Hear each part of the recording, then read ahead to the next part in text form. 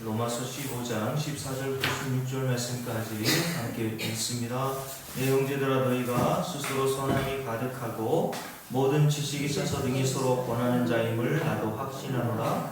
그러나 내가 너희로 다시 생각나게 하려고 하나님께서 내게 주신 은혜로 말미암아 더욱 담대히 대략 너희에게 썼노니 이 은혜는 곧 나로 이방인을 위하여 그리스도 예수의 일꾼이 되어 하나님의 복음의 제사장 직분을 하게 하사 이방인을 제물로 드리는 것이 성령 안에서 거룩하게 되어 받으실 만하게 하려 하심이라. 아멘.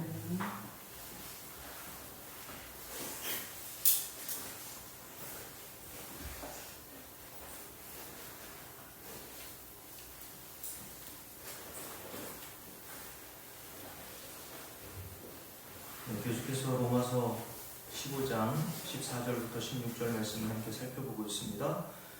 오늘 바울은 로마교회 성도들에게 쓴 편지인 로마서 15장 말씀을 시작하면서 오늘 본문의 말씀을 시작하면서 뭐라고 부르고 있죠? 14절에 네 형제들아 이렇게 부르고 있습니다. 영어 성경에 보니까 My brothers라고 이렇게 표현되어 있는데요. 여러분들이 로마서 1장부터 16장까지 천천히 읽어보시면 내 형제들아 혹은 형제들아 라고 하는 표현을 무려 11번이나 사용하여 로마교회 성도들을 부르고 있다 이렇게 알 수 있습니다.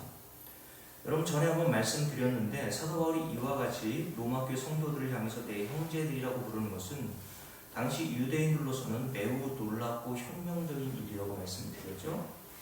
왜냐하면 당시 2000년 전 유대인들은 아브라함의 혈통적 피를 함께 물려받고 하나님께서 아브라함에게 명령하신 할례를 또한 행하고 모세를 통해서 하나님 주신 율법을 지켜 행하는 유대인들만을 대상으로 자신의 형제들로 보고 그 이외에 이방인들, 유대인들은 자신의 민족 이외에는 다 이방인들로 봤거든요.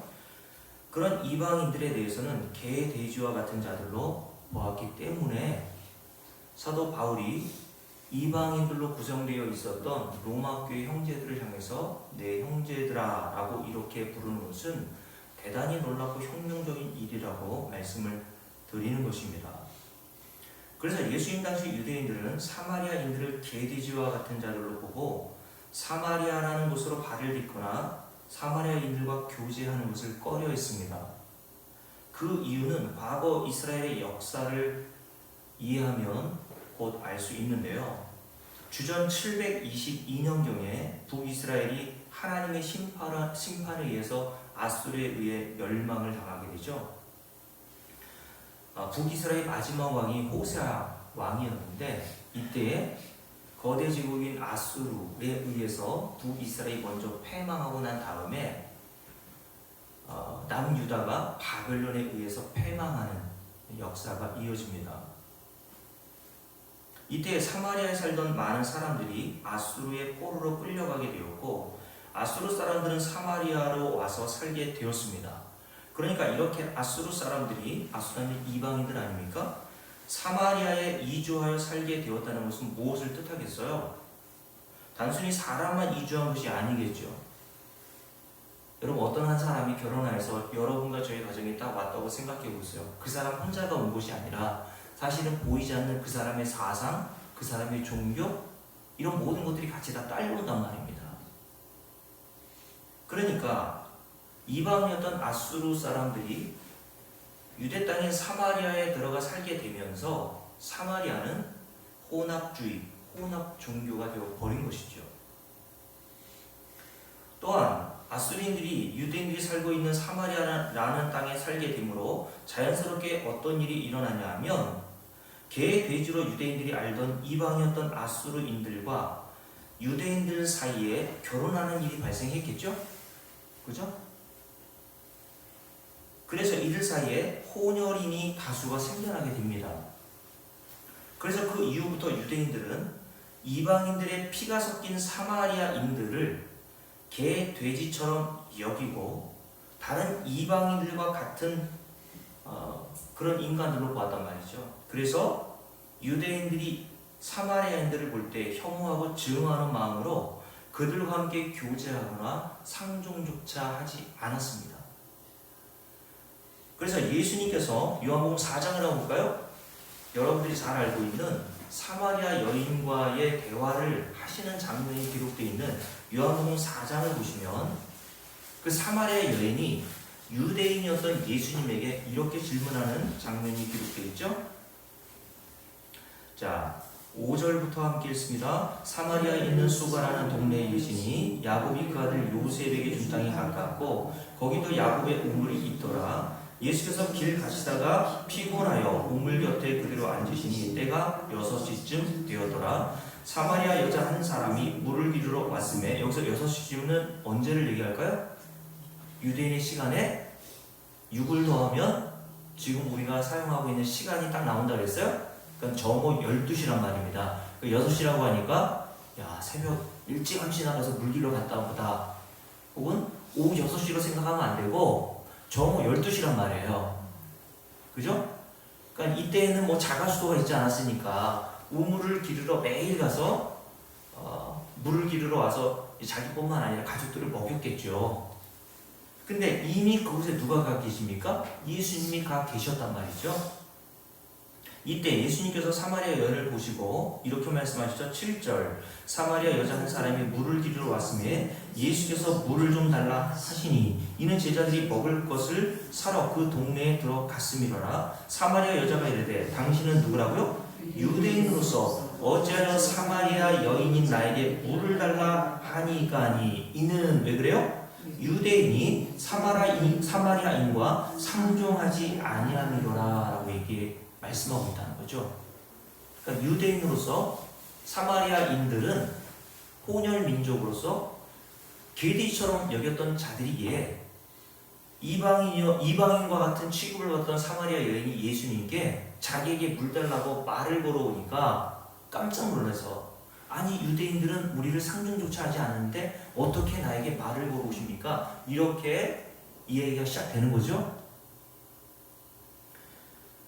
자, 그러니까 어릴 때부터 이런 식의 교육을 받고 사도 바울은 유대인으로 자랐고 유대인들 중에서 바리새파 중에 바리새인으로 불리며 살았던 사람 아닙니까? 그러니까 유대인으로서 율법의 엄한 교훈을 받고 어렸을 때부터 자랐기 때문에 뼛속부터 어떤 생각을 가지고 살았겠어요? 이방인들은 다 개돼지라는 생각을 가지고 살았단 말이에요.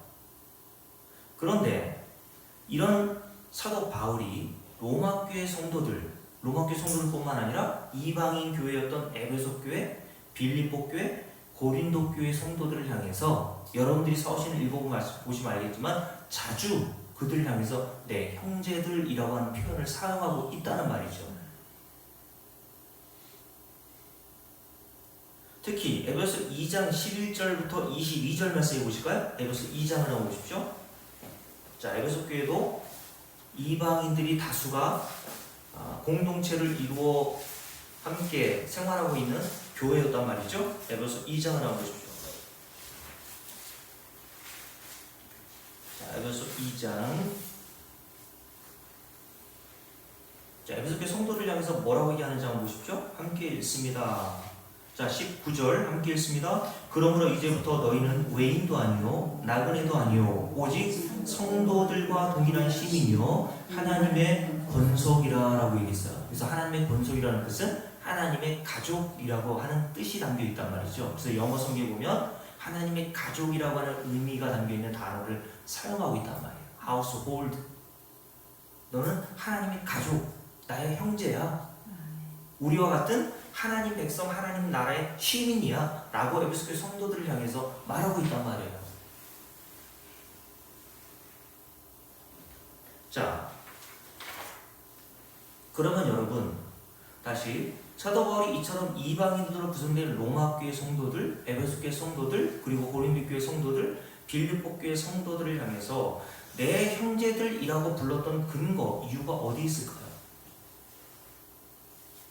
즉 성경에서는 어떤 자들을 하나님의 자녀들로서 같은 형제와 자매로 보고 있느냐 는 것을 묻는 것입니다. 흔히 같은 교회에 오랫동안 출석하면 그리고 교회 생활을 오랫동안 하면 우리는 그 사람을 내 형제요 자매라고 생각하지 않습니까? 그래서 특별히 교회에서 그분이 어느 정도 시간이 지나야 이제 집사, 권사, 장로 뭐 이렇게 직분을 받는데, 한동안 이제 한 감리교회 그 교리와 잠정에 의하면 한 사람이 교회에서 집사 직분을 받을 때까지 한 2년 정도의 시간이 걸리거든요. 그러니까 직분이 없으면 성도님이라고 하는 표현도 하지만, 젊은 아이들 같은 경우에는 저희 딸한테 뭐 이유민 성도님 이렇게 표현하는 것은 굉장히 어색해 보이잖아요. 그래서 제가 중고등부 때나 청년 때 서로 뭐라고 불렀겠어요? 이금희 자매님, 최만순 자매님 이렇게 불렀고, 여러분들은 저에게 이건철 형제님 이렇게 불렀단 말이죠. 굉장히 친밀해 보이는 단어지만 사실은 형제와 자매로 보지도 않으면서 그렇게 형제와 자매라고 하는 호칭을 쓸 때가 많이 있죠. 그래서 제가 지금 생각해보면 참 가증스러웠다.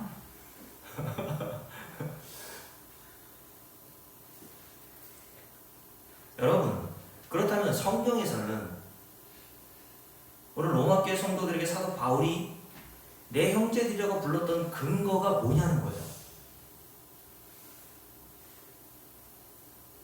자, 로마서 15장 1절을 볼까요? 로마서 15장 1절을 보십시오. 로마서 15장 1절을 보십시오. 성경에서는 어떤 자들을 형제로 보고 있는지에 대해서 말씀을 드리는 중입니다. 15장 1절 함께 읽습니다. 믿음이 강한 우리는 마땅히 믿음이 약한 자의 약점을 담당하고 자기를 기쁘게 하지 아니할 것이다 라고 이렇게 이야기를 합니다. 자, 사도 바울은 로마교회 성도들을 무엇으로 말하고 있냐면, 어떤 자들로 구성되었다고 하고 있냐면 믿음이 강한 자와 믿음이 연약한 자로 구성되어 있다라고 이야기를 합니다. 여기서 빈부귀천, 남녀노소 이런 것들을 기준으로 이야기하는 것이 아니라, 성도가 아니죠. 사도 바울이 로마교회 성도들을 나의 형제라고 불렀던 가장 중요한 기준은 뭐예요? 그 사람이 뭐가 있느냐? 믿음이 있느냐 없느냐가 기준이었다는 거예요. 그 사람이 믿음이 있으면 그 사람이 교회에 나온 지 하루가 됐든지 일주일이 됐든지 관계없이 그들을 형제들이라고 본 것입니다.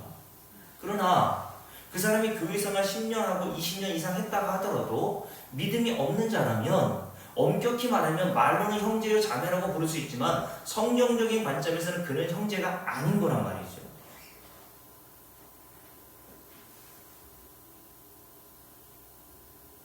그래서 사도 바울은 영적인 아들 디도도 헬라인, 이방인이었습니다. 그러니까 원래 이방인이었다가 다른 종교를 믿었겠죠. 다른 신을 믿고 살다가 복음을 듣고 회심하여 개종하여 예수 그리스도를 믿는 자가 되었단 말이에요. 그 디도에 대해서 뭐라고 말하냐면 디도서 1장 4절 한번 볼까요? 디도서 1장 4절 한번 성경을 좀 찾으면서 우리 함께 말씀을 나누면 좋겠습니다. 디도서 1장 4절입니다. 자, 다 피셨나요? 신약성경 디도서 3장밖에 없어가지고 찾기도 참 어려워요. 그죠? 분량이 좀 많으면 찾기가 쉬운데, 디도서 같은 경우에는 3장밖에 없어가지고 어디에 붙어있는지 잘 찾지 못할 때가 있어요. 자, 디도서 1장, 자, 피셨으면 1절부터 함께 읽습니다. 하나님의 종이요 예수 그리스도의 사도인 나 바울이 사도된 것은 하나님이 택하신 자들의 믿음과 경건함에 속한 진리의 지식과 영생의 소망을 위함이라. 이 영생은 거짓이 없으신 하나님이 언제부터? 영원전부터 약속하신 것인데 라고 되어 있어요. 영생은 저와 여러분에게 영생을 주시려고 약속하신 게 언제 시점이에요? 언제예요? 언제라고 되어 있습니까? 하나님이 영원전부터 약속해 두셨던 거라고 말씀하시잖아요. 그죠? 그 영원전부터 약속하신 자들에게만 하나님이 영생이라는 걸 허락하여 주신단 말이에요. 근데 그 영생은 뭐라고 했습니까? 요한복음 10절 3절 여러분 기억하시죠? 예수 그리스도께서 영생을 쭉 설명해 주시는 말씀, 영생은 그냥 오래 사는 게 아니라고 말씀드렸죠. 예수 안 믿는 자들도요 영원히 산다니까요. 요한복음 5장에 보면 선한 일을 행한 자는 생명의 부활로, 악한 일을 행한 자는 심판의 부활로 나오리라고 말씀하셨어요. 예수 믿는 자만 영원히 사는 게 아니라 예수 믿지 않는 자들도 영원히 삽니다. 중요한 건 뭐예요? 어디서 사느냐가 중요한 거죠. 그죠? 근데 하나님께서 예수 그리스도를 통해서 영생을 뭐라고 설명해 주셨습니까? 단순히 오래 사는 게 영생이 아니라 영생은 유일하신 참 하나님과 그가 보내신 자 아들이신 예수를 아는 게 영생이야 라고 말씀하셨어요. 그러면 하나님께서 영생을 주시기로 영원전부터 약속한 자들에게는 뭘 알게 하세요? 예수를 알게 하신단 말이에요. 맞습니까? 예수를 아는 게 곧 하나님을 아는 거예요. 그러니까 유일하신 참 하나님도 알고 그리고 그의 아들 예수도 알아야 영생을 얻는 거야. 그게 영생이야 라고 말씀하신 것이 아니라 예수 그리스도를 아는 것, 그가 십자가에서 행하신 일이 무엇인지를 깨달아가는 것이 영생을 얻은 자의 증거로 나온다는 거예요. 그게 하나님을 안다라고 하는 말씀이라는 거죠. 왜냐하면 요한복음 14장에 보면 주님께서 제자인 빌립이 물어봤잖아요. 하나님 좀 내게 좀 우리에게 좀 보여달라. 그때 예수님께서 뭐라고 말씀하셨습니까? 너희가 나를 보았는데도 어떻게 하나님을 또 보여달라고 해? 나를 본 자는 내 아버지 하나님을 보았다. 그게 무슨 말입니까? 나를 아는 게 곧 하나님을 아는 거야 라고 말씀하신 거예요. 그러니까 유대인들 같은 경우에는 구약만 인정하지 신약은 인정하지 않잖아요. 예수를 하나님의 아들로 인정하지 않는 게 유대인들이란 말이에요. 그러니까 유대인들은 자기들이 하나님을 섬기는 하나님의 백성 그리고 자신들이 섬기는 하나님을 아버지라고 부르지만 성경에서 말하는 그들에게는 영생이 없는 자들일 뿐만 아니라 그들이 섬기는 하나님은 성경에서 말씀하고 있는 하나님이 아닌 거예요. 동명이인을 있다고 말씀드렸잖아요. 이건철이라고 하는 이름이 저 한 사람뿐만 아니라 제가 테니스를 좋아하지 않습니까? 이 카톡, 이 챌린지 랭킹에 제 이름을 딱 치면 몇 명이 이건철이라는 사람이 쭉 나와요. 하나님도 동명이인으로 섬기는 사람들이 있다니까요. 성경에서 말씀하고 있는 하나님이 아니라 자기가 만들어낸 하나님을 섬기고 있단 말이에요. 그걸 성경에서 뭐라고 한다? 우상이라고 한단 말이죠.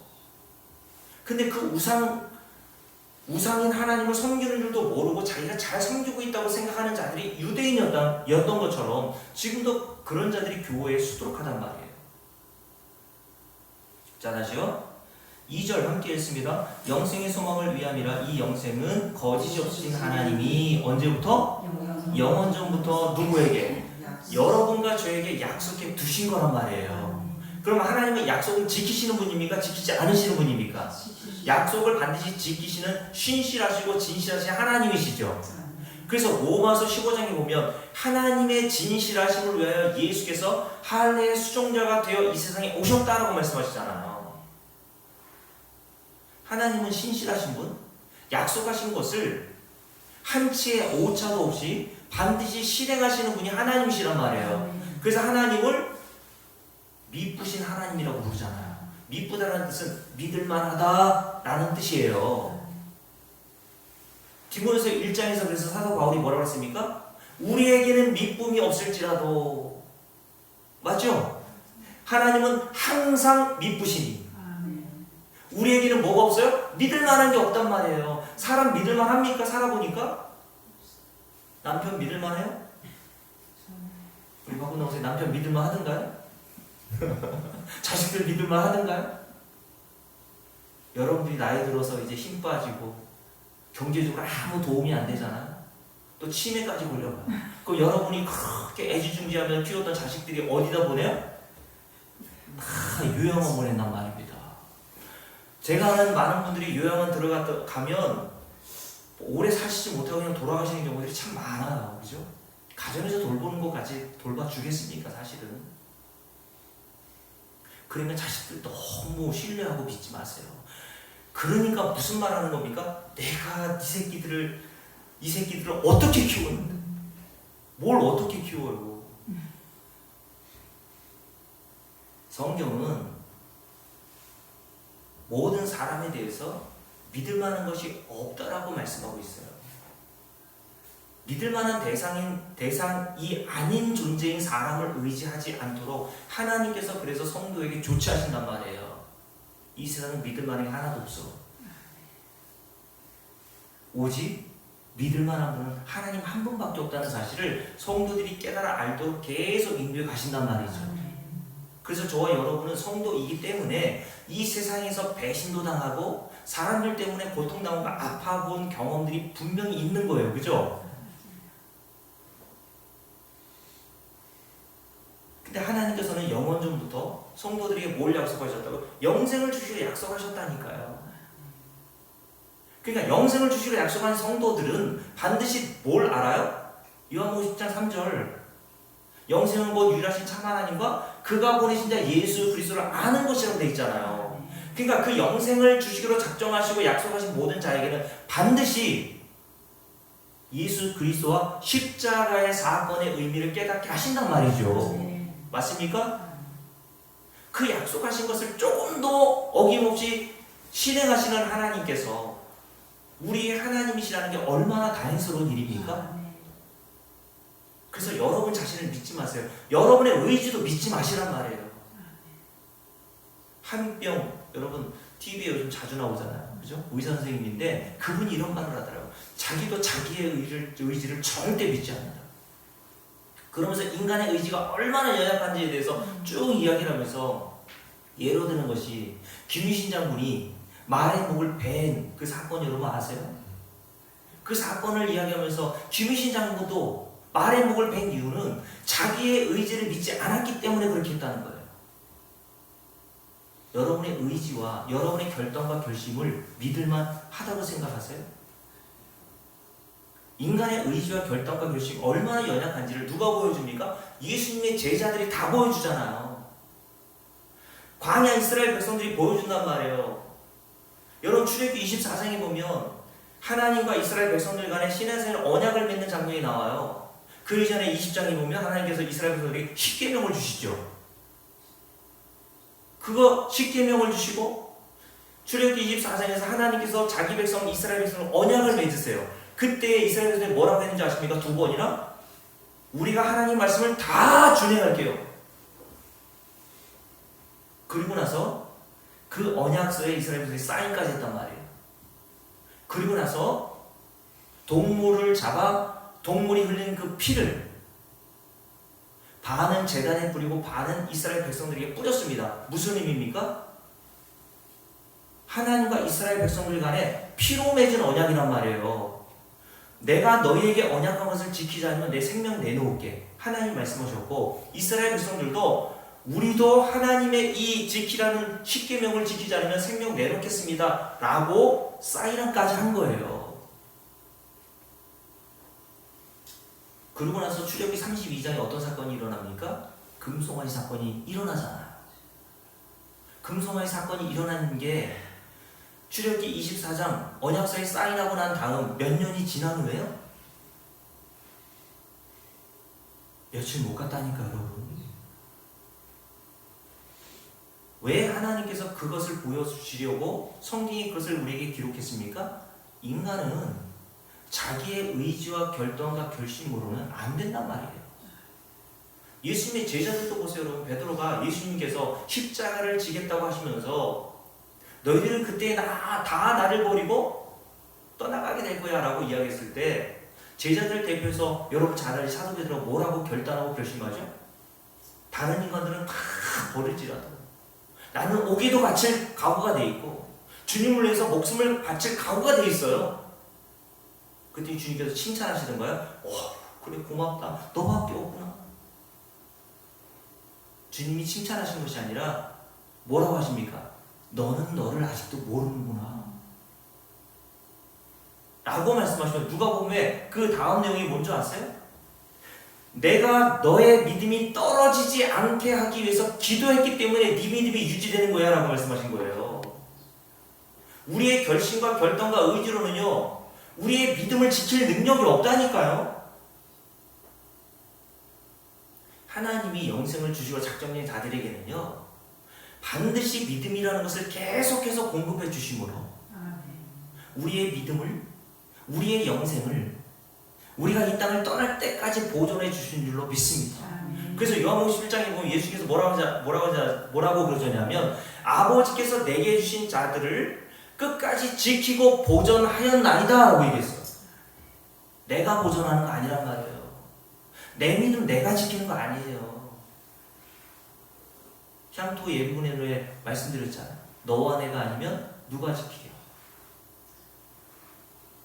여러분의 믿음, 여러분의 영생은 여러분에게 맡겨진 것이 아니라 하나님이 영생을 주시기로 영원전부터 약속하신 자들의 그 영생은 우리의 행위와는 관계없이, 우리의 의지와는 관계없이 하나님께서 우리의 그 영생과 믿음을 보존하시고 지켜주심으로 반드시 저와 여러분을 하나님 나라에 데려가신단 말이죠. 이런 신실하신 하나님을 믿고 의지하고 살아가는 것이야말로 얼마나 성도들에게 평안과 안식을 줍니까, 여러분? 자, 다시요. 3절 말씀을 봅니다. 함께 읽을게요. 자기 때 자기의 말씀으로 뭐로요? 전도로 나타내셨으니 이 전도는 우리 구주 하나님이 명하신 대로 내게 맡기신 것이라. 줄을 보면서 4절 무엇을 따라? 같은 믿음을 따라 나의 참 아들 된 디도라고 되어 있죠. 디도는 헬라인, 이방인, 유대인들이 돼지처럼 여겼던 자란 말이에요. 근데 사도 바울이 이 헬라인이었던 디도를 이제는 뭐로 받아들이고 있다고요? 형제요, 나의 참 아들이라고까지 얘기하고 있어요. 근데 그 기준이 뭐라고요? 그 앞에 같은 믿음을 따라라고 되어 있잖아. 영어 성경에 보면요, our common faith라고 되어 있거든요. 우리는 공통적인 같은 믿음을 소유하고 있어 라고 이야기를 한 거예요. 제가 로마서 15장 14절 첫 단어인 내 형제들이라고 하는 말씀에 대해서 여러분께 이야기를 해드리고 있는 겁니다. 사도 바울은 어떤 자들을 형제들로 보고 있다고요? 그들의 피부색과는 관계없이, 그들이 유대인이든지 이방인이든지 관계없이, 남녀노소 빈둥지천 아무 관계가 없어요. 뭐만 있으면 돼요? 믿음만 있으면 되는 거예요. 어떤 믿음? 같은 믿음이라 해서 같은 믿음. 그래서 여러분과 저는 신천지 교인들과 형제라고 부르진 않잖아요. 그죠? 그들도 예수 믿는다고 한다니까, 여러분. 근데 이거 보면서 신천지 교인들 만나서 아우 형제님 그러진 않잖아요. 그죠? 하나님의 교회에 다니는 이단들은 그냥 나이 갈수록 그렇게 부흥하는 줄 모르겠어요. 봉제도 보면 뭐 저기 시내 가보면 하나님의 교회 그냥 건물이 그냥 엄청 크잖아요. 하나님의 교인들을 가르쳐 여러분들이 만나면 내 형제님 자매님이라고 말하진 않지 않습니까? 왜 그래요? 다른 믿음을 가지고 있기 때문에 그래요.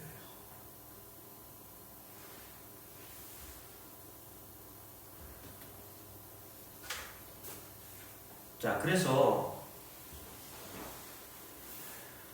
고린도교 성도들에게 쓴 편지인 고린도서 4장에서도 보면요, 고린도서 4장을 한번 볼까요? 고린도서 4장을 한번 보세요.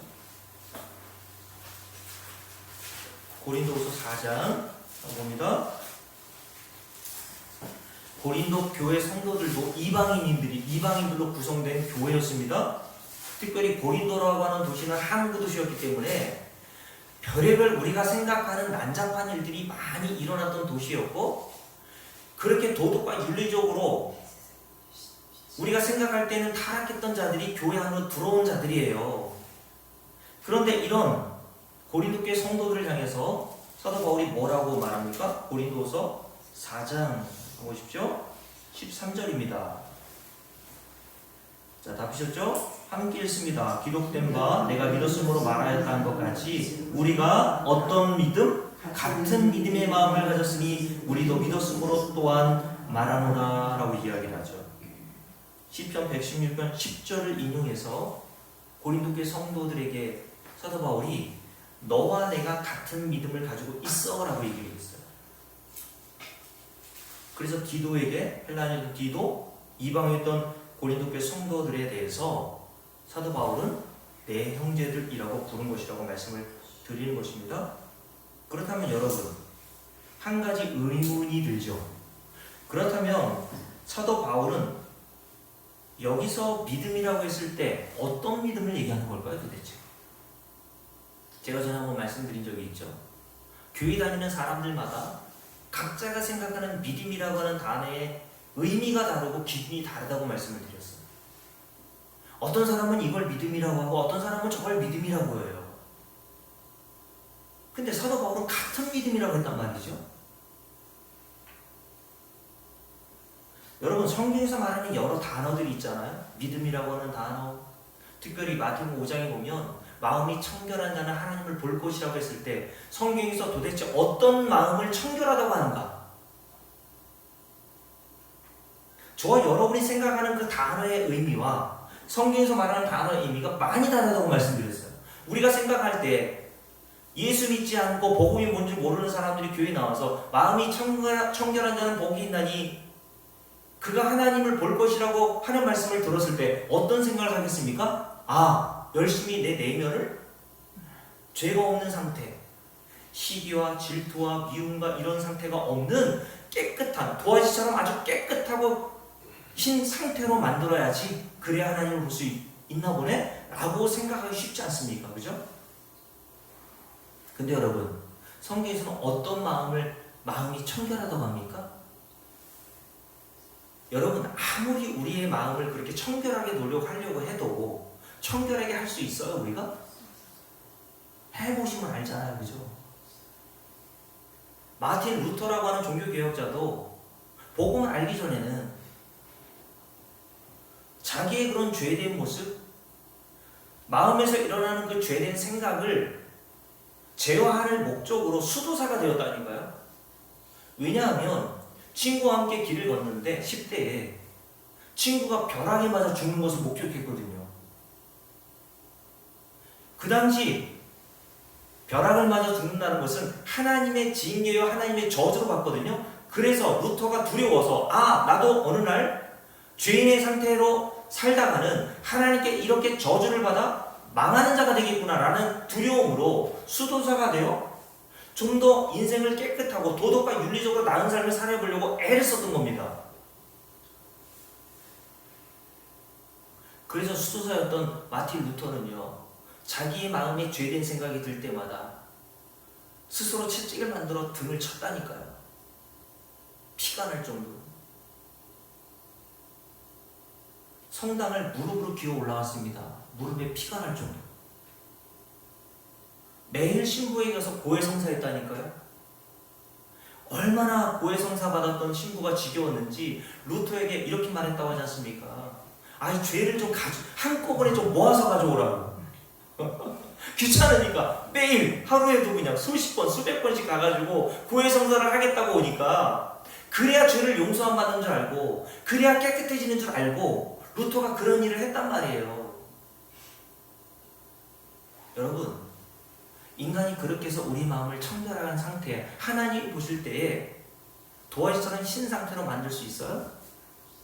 죽을 때까지 안 됩니다. 그러면 저와 여러분은 하나님을 볼 수 있는 합당한 자가 아니네요. 그걸 알아먹으라고 성경을 주셨다고 말씀드렸죠. 그런데 우리가 마태복음 5장에서 말씀하셨듯이 어떻게 마음이 청결한 자가 되어서 하나님을 그러면 볼 수 있을까요? 고린도후서 11장 나왔어요. 가까우니까 고린도후서 11장에 보면요, 성경에서 말하는 마음의 청결한 상태가 어떤 상태인지를 사도 바울이 고린도교회 성도들에게 이렇게 이야기를 하죠. 자, 11장 1절부터 주겠습니다. 원하건대 너희는 나의 좀 어리석은 것을 용납하라. 청하건대 나를 용납하라. 내가 하나님의 열심으로 뭘 하고 있습니까? 너희를 위하여 열심을 내고 있대요. 그러니까 사도 바울이 가지고 있었던 열심은 인간적인 열심이 아니라 하나님이 주신 열심이었단 말이에요. 그 열심으로 나온 게 뭐예요? 함께 했습니다. 너희를 위하여 열심을 내노니 내가 너희를 어떤 정결한 처녀로 누구에게? 한 남편인 그리스도께 드리려고 중매함이로다. 요게 하나님이 주신 열심으로 나온 거란 말이에요.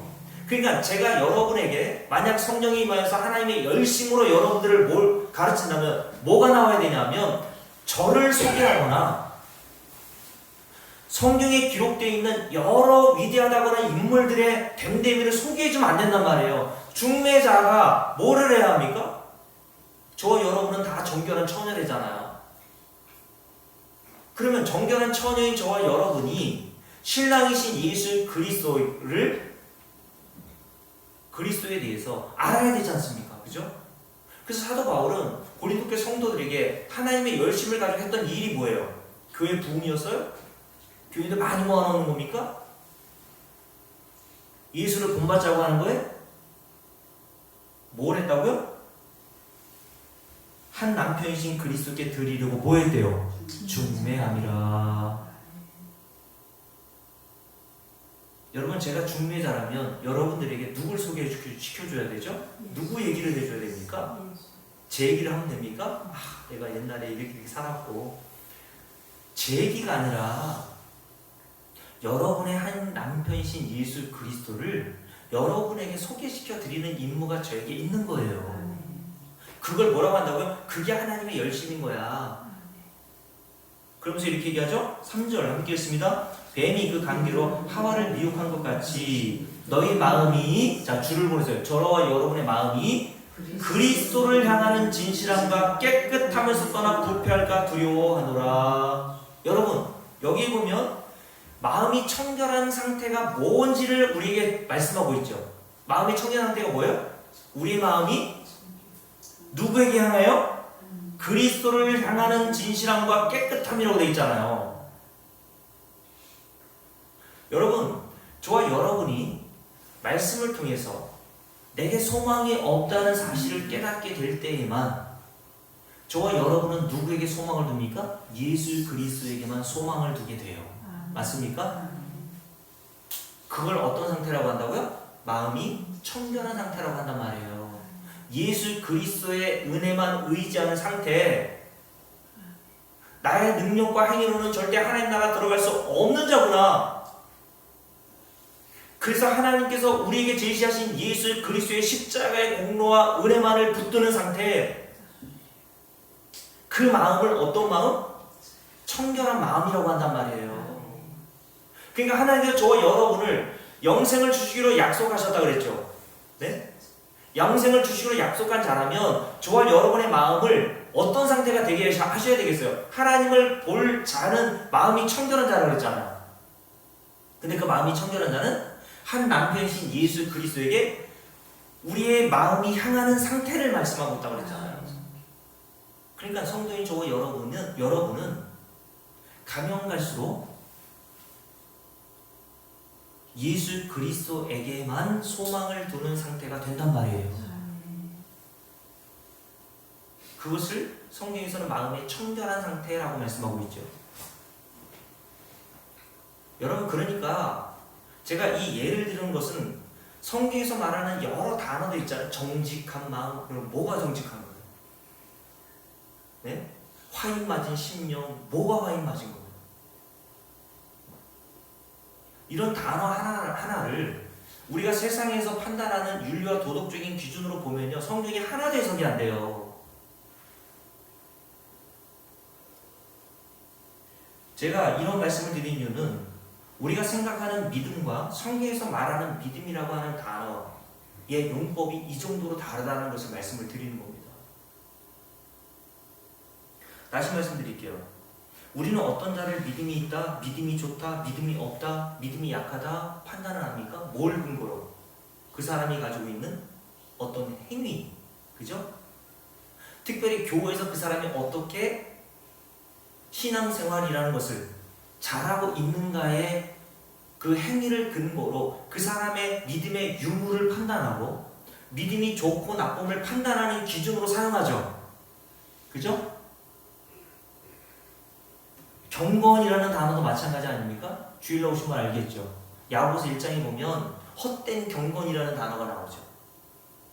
하나님 말씀을 거울로 비유했잖아요. 그 하나님 말씀을 거울로 비춰오면 우리의 내면과 다른 사람들이 알지 못하는 모든 죄가 다 드러난단 말이에요. 그죠? 그래서 이금희 권사님하고 주일에 잠깐 식사하면서 얘기하시면서 이금희 권사님이 저한테 이런 얘기 하시더라고요. 목사님, 정말 죄인 중에 나 같은 죄인 없는 것 같다는 식으로 이야기를 하시더라고요. 나만큼 큰 죄인이 없다고. 제가 볼 때는 괜찮아 보이시거든요. 신앙생활도 잘하시고.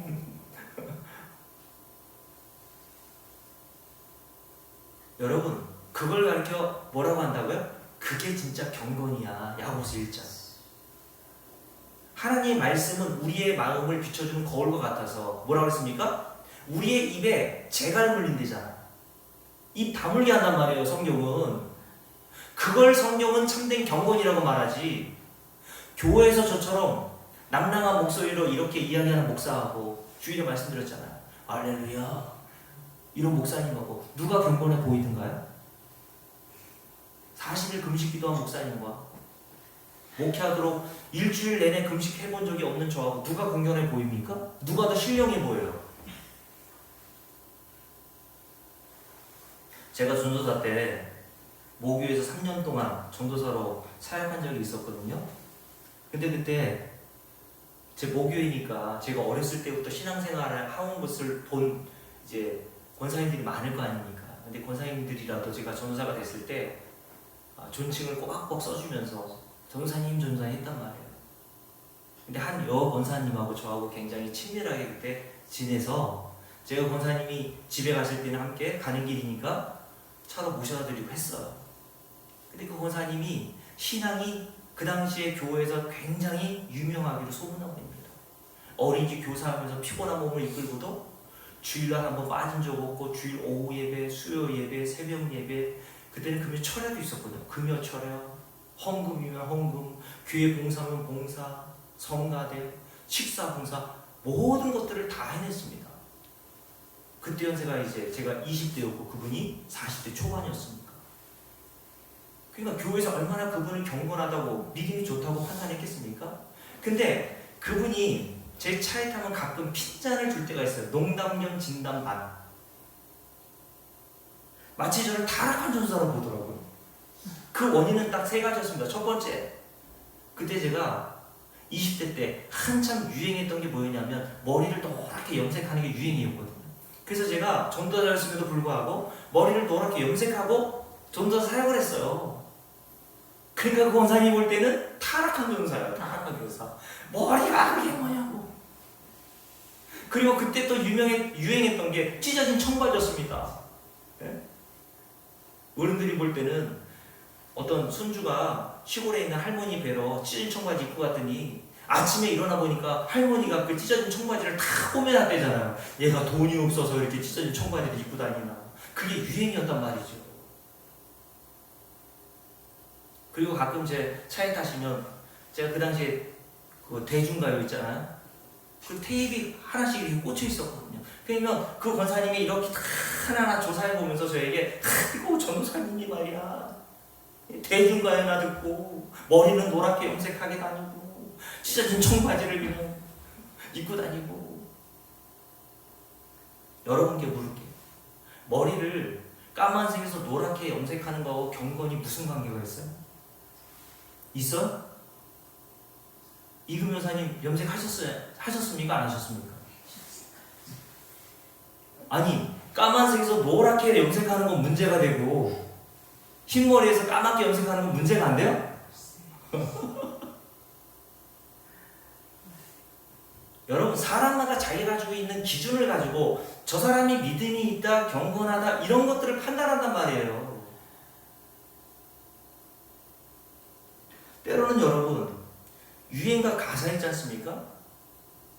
요즘에 복음성가 같은 경우에도요, 너무 세속에 물들어 있어가지고요, 사실은 이게 복음성가인지 그냥 유행가인지 가늠이 안 될 정도의 그런 유의 노래들이 복음성가라고 이름으로 불리고 있는 경우들이 많이 있거든요.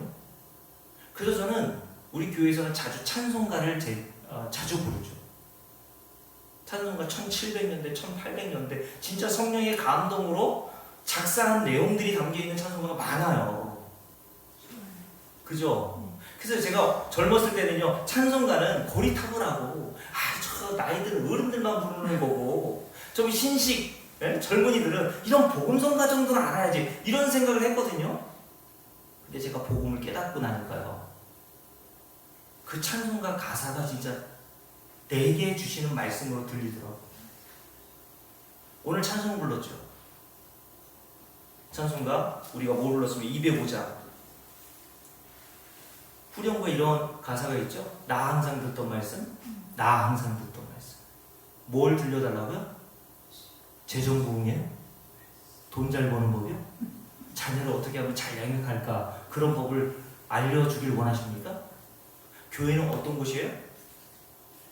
주 예수 크신 사람 또 들려주시오.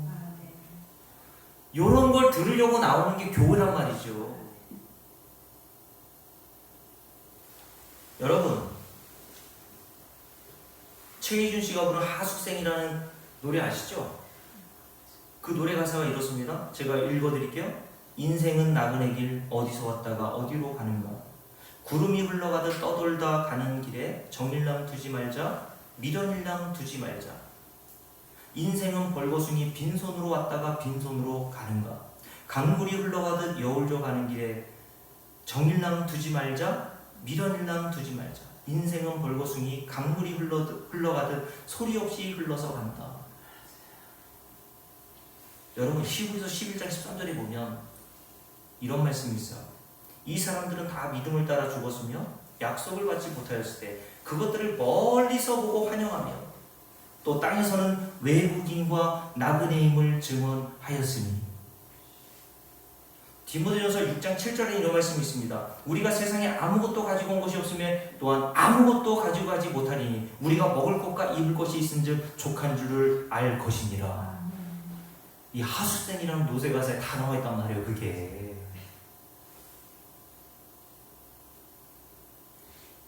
여러분, 하나님께서 저 여러분을 이 세상에 보내신 이유는요, 잘 먹고 잘 살고 여러분의 꿈을 한번 펼쳐보고 성공하고 오라고 보내신 게 아닙니다. 이런 진리를 깨닫고 오라고 하나님께서 잠시 광야 같은 세상에 저와 여러분을 보내주신 거란 말이에요. 그리고 저와 여러분이 하나님이 계획하신 수준으로 딱 깨닫잖아? 그럼 저와 여러분 하나님이 부르십니다. 제가 세종에서 함께 운동하면서 교제하는 장문규 목사님 어제도 그런 얘기 하시더라고요. 빨리 주님 나라 가고 싶다.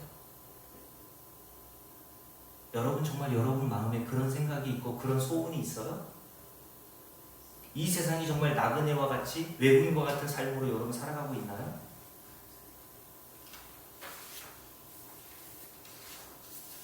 여러분, 하나님께서 성도에게 주신 공통된 믿음이 뭡니까? 어떤 믿음을 말하는 걸까요? 같은 믿음이라는 말을 말씀하고 있는 어떤 믿음을 얘기하나요? 자, 로마서 15장 한번 펴보세요. 로마서 15장 한번 읽어봅니다. 자, 로마서 15장. 다 보셨죠?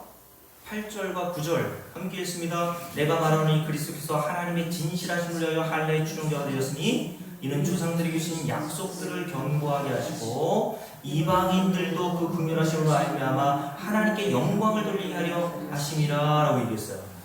여기 보면 긍휼하심으로 라는 단어를 유심히 살펴보라고 말씀드렸죠. 이방인들도 라고 얘기했어요. 유대인들이 개돼지처럼 얘기했던 이방인들도 무엇으로 구원을 받습니까? 하나님의 긍휼하심으로 구원을 받는 거야 라고 사도 바울이 이야기를 했어요. 그러면 여기서 이방인들도 라고 했다는 것은 유대인들은 다르다는 거예요? 같다는 거예요? 네? 다시요. 이방인들도 라고 했으니까 이방인들의 개돼지처럼 여기며 아브라함의 피를 물려받고 할례를 받고 모세가 준 율법을 행하는 자만 형제들로 보고 그들만 하나님 나라 들어간다고 생각했던 사도 바울이 이제는 거듭나고 나서 유대인들도 무엇으로 구원받는다는 사실을 깨달았던 거예요? 하나님의 긍휼하심 밖에는 구원을 받을 방법이 없구나. 요걸 깨달았다는 거예요. 이걸 성경에서 뭐라고 한다고요? 같은 믿음을 가진 자들로 보는 거예요.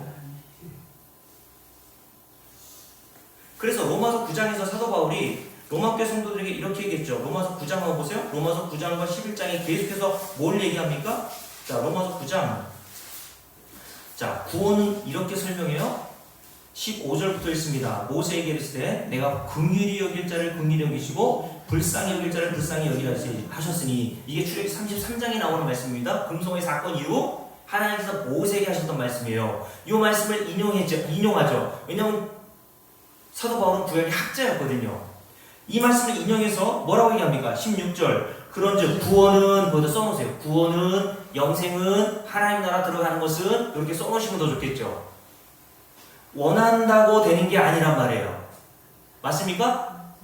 두 번째, 다른 박질하는 것으로 되는 것도 아닙니다. 인간의 노력, 인간의 수고로 되는 게 아니란 말이에요. 구원과 영생 하나님 나라 들어가는 거는 뭘 먹고 뭘 안 먹고, 지금 로마서 15장 14장에 보면 우상의 제물을 먹느니 안 먹느니 그거 가지고 서로 정죄하고 서로 업신여기는 일이 있었잖아요. 근데 사도 바울이 왜 이런 얘기를 합니까? 야, 이방인들이 우상의 제물을 먹는다고 하나님 나라 들어가지 못하고 유대인들은 레위기 11장에 그만 부정한 음식을 먹지 않는다 하나님 나라 들어가냐? 너희들이 배운 게 뭐야?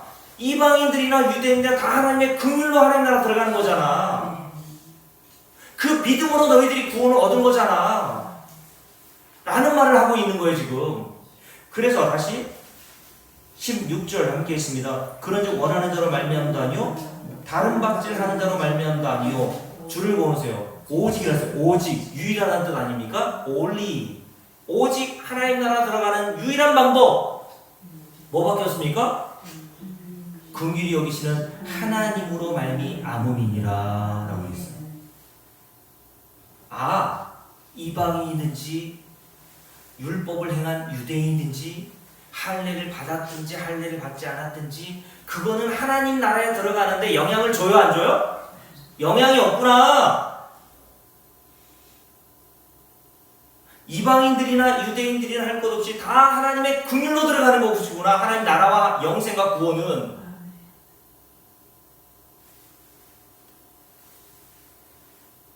그래서 여러분 로마서 11장을 볼까요? 여기까지 하고 마쳐야 되겠는데 로마서 11장에 보면요 여기서 사도 바울이 이렇게 얘기했습니다.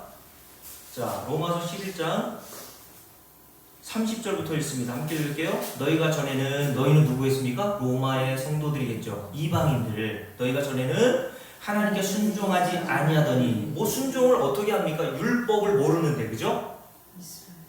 그래서 유대인들은 너희들은 율법도 모르고 율법도 안 지키니까 하나님 나라 백성이 아니야 이렇게 제대시처럼 여겼단 말이에요. 그런데 사도 바울이 뭐라고 합니까? 이스라엘도 순종하지 아니했어 라고 얘기하죠. 이방인들도 순종하지 않아서 하나님 나라 못 들어가. 근데 유대인들이라고 순종한 거 같니? 유대인들도 순종하지 못했어. 그러므로 우리가 어떻게 구원을 받니? 함께 했습니다. 이제 긍휼을 입었는지라. 이와 같이 이 사람들이 순종하지 아니하니 이는 너희에게 베푸시는 무엇으로? 긍휼로. 이제 그들도 유대인들을 얘기하는 거예요. 유대인들도 긍휼을 얻게 하려 하심이라. 그래서 하나님이 모든 사람을 어디에 가두셨다고요? 순종하지 아니하는 자 가운데 가두어 두셨대요. 왜요? 모든 사람에게 뭘 베풀어 주시기 위해서? 긍휼을 베풀어 주시기 위해서. 야, 성경은 너희들이 하나님의 나라에 들어가려면 하나님의 긍휼밖에는 없다는 사실을 알려주시기 위해서 주신 것이지, 요걸 행해서 복받고 요걸 행해서 영생을 얻으라고 주신 것이 아니야. 해봐. 너희들 할 수 없잖아.